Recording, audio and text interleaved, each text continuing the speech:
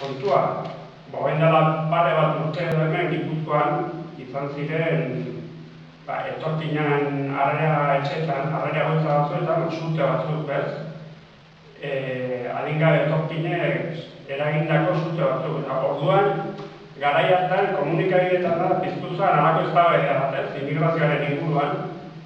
Eta esan nun, zergatik ez egin honen inguruan, historioa sortu edo.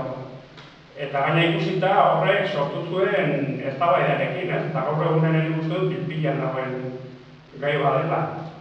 Eta orduan, esan nun, horren inguruan gorkustuko dena bela, eta zenut ateratzen da. Sinitzen eta izkenen, ari zintzirak hori, hau liburua egin nuen, eta hori, eta zergatik novela beltz bat egin horrekin, iruditzen zaidalako genero egokia dela kontakizun hauetarako. Ematen dut, nik uste dut bidea ematen duela, historio mota hau egoki bideratzeko, ez? Eta hori alde batetik eta bestetik niri novela beltza beti gustatu izan zidalako. Asko irakurri ditut, asko alditu dena bintzat irakurri ditut eta atsegin dut. Orduan,